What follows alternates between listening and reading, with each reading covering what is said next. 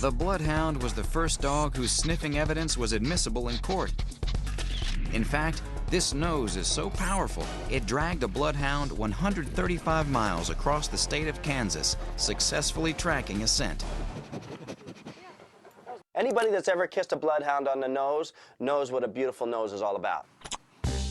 As one of the most famous Bloodhounds, McGruff the crime dog can tell you there is no breed of dog that can compete with the Bloodhound's sense of smell. The Bloodhounds are unrivaled in their sense of smell. They can smell a trail over 300 hours old. That's 12 days. You better keep a leash on them at all times, because if they catch a scent, they're done. You can't stop them. Their distinct look and sound is easily identifiable, with a unique howl that can be heard for miles.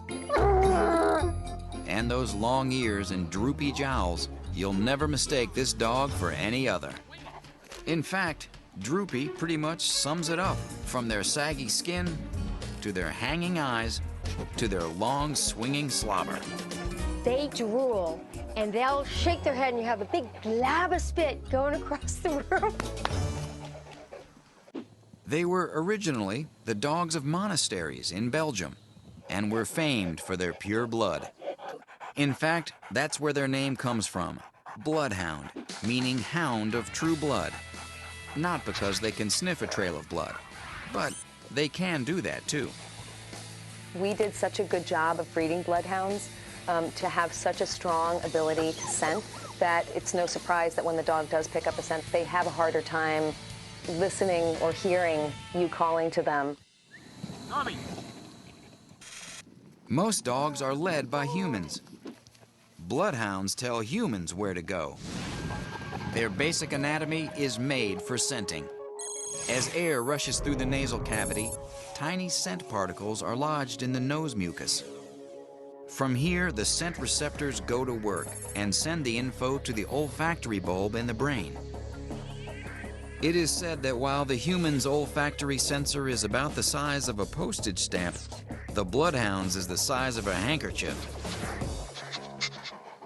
But the nose does not do it alone. Their pendulum-like ears act like sweepers, carrying up scents from the ground into the nose.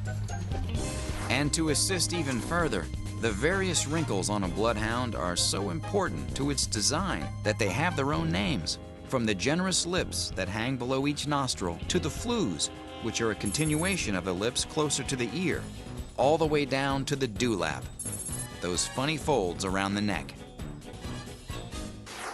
Lastly, you cannot ignore those Bloodhound eyes. Incredibly, when the Bloodhound's nose is to the ground, the skin around the eyes falls forward, creating blinders. This keeps the dog more focused on the ground in front of him. Bloodhounds are just plain cool dogs, there's no doubt about it, but not exactly the perfect apartment dogs. This is a dog that loves to use its nose and loves to get out into those wide open spaces. Because they're so active and will go anywhere, they need to be bathed regularly, and their ears are an issue. Their ears are so long that they'll get in their food and they get really, really dirty. So you probably have to clean their ears every day.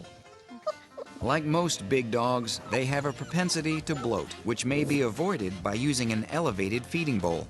To minimize bloat, you want to feed your dog in 2 separate meals. Training with these pups can be a big deal if you want them to be Sherlock Holmes. If you're just looking for a slobbery, happy pet, they're a lovable, snuggly family dog. Just don't leave smaller kids in charge, because the Bloodhound will overpower them without knowing it. Hurry up! I can't hold him for long. So, the Bloodhound. Always keep penned in or on a leash, and be sure not to overfeed them. While they need their ears cleaned every day, they make good, slobbery, cuddly pets. Just be sure to put in the training time, or that family dog will turn into stubborn dog. Bloodhounds obviously know how to work, but they also know how to play. And as long as you give them a mission with their nose, they're happy pets. Where's it at? Where's it at? Love you.